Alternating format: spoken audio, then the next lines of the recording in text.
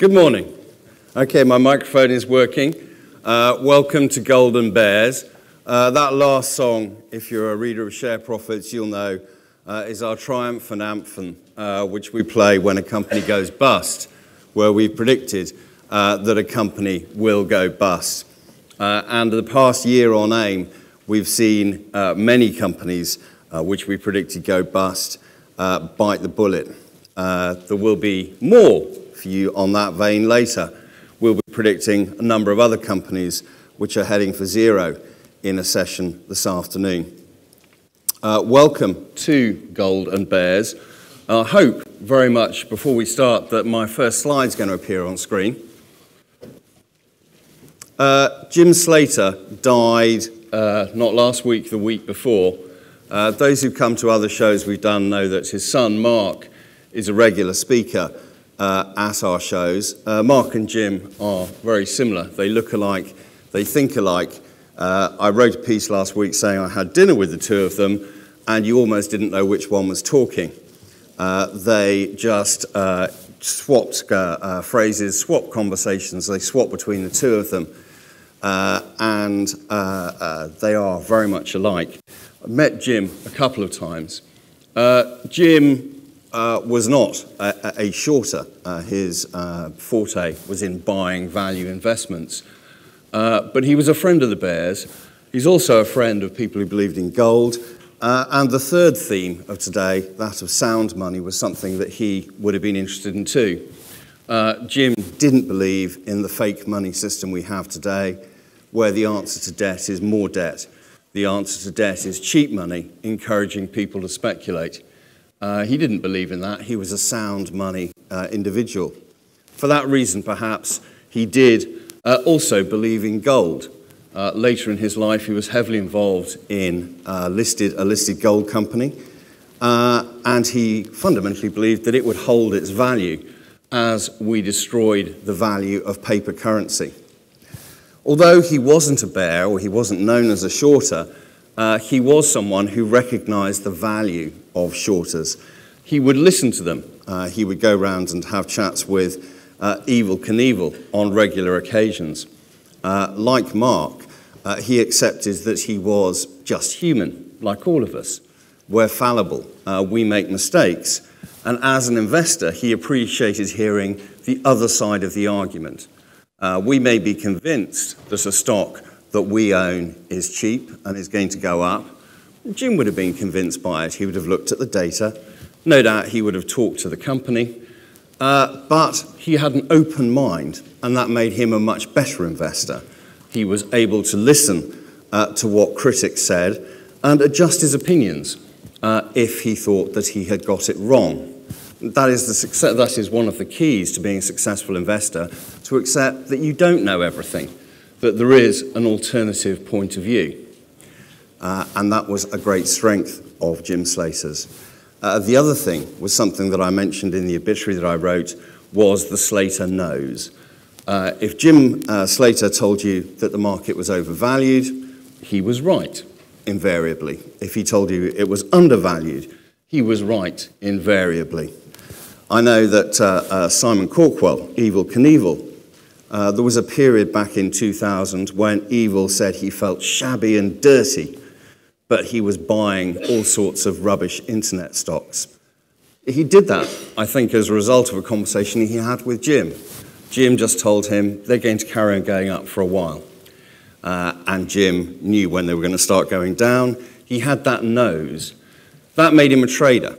Both Evel and Jim made a lot of money from internet stocks. They knew they were complete rubbish. They knew that none of them would ever generate a cent of cash. He knew that most of them were going bust, but as a clever and successful trader, he made money on the uptick anyway. Jim Slater had his failings. He had business failings, don't we all? But he bounced back from them and was a remarkable individual. So we miss Jim Slater. My thoughts, of course, are with his family, but the wider investment community will miss Jim Slater greatly.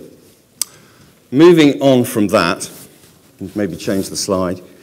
Thank you to the people who've helped organise this show, our sponsors, Proactive, Beaufort Securities, and Yorkville. Without them, this would not be possible.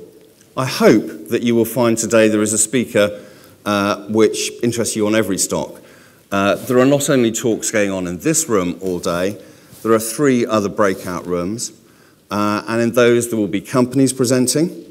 There's a couple of companies here which we own shares in. There are an awful lot we don't own shares in, but go and listen to them. Quiz the people manning the stands, ask them anything. If you've lost money on those shares, go and give them a hard time. Don't treat them lightly. I know I'm incredibly polite, but feel free to be rude if you want to be. There are no holds barred. They won't storm out. So ask them. If you've got their annual report and you think that the CEOs are grossly overpaid, ask them, where are the shareholders' yachts? It's a perfectly legitimate question. Ask them about their business plans. Critically, ask companies how they are going to fund their business plans. Will it be via confetti, or do they actually think about generating cash? In the breakout rooms, you'll have sessions by various people. I'm doing 3 sessions, one on China fraud. I'm going to work with anyone who's mad enough to go to that session on how we are going to create a China fraud to float on AIM.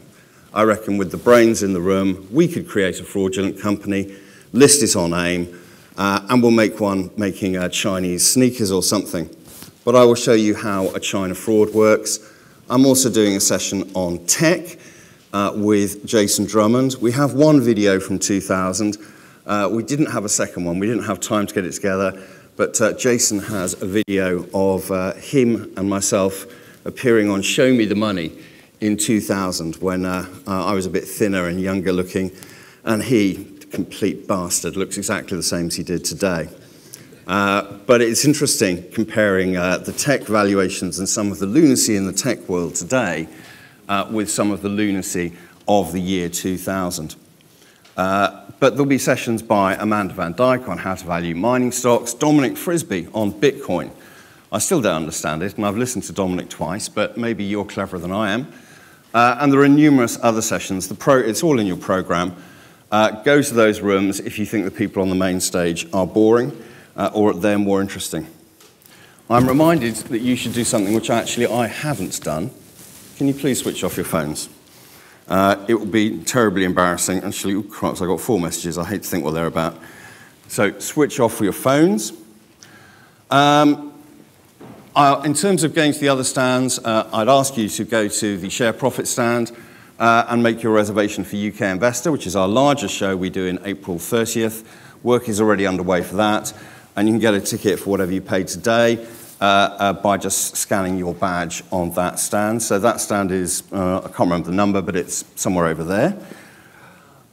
During the day, I won't be on main stage much, which is no doubt a great relief to everybody.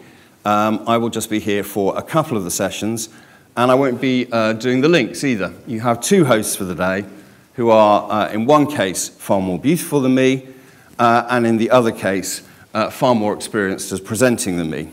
The beauty is obviously Malcolm Stacey, and the experience is Charlotte Argyle. They are here today, and they will be looking after you on the main stage throughout the day.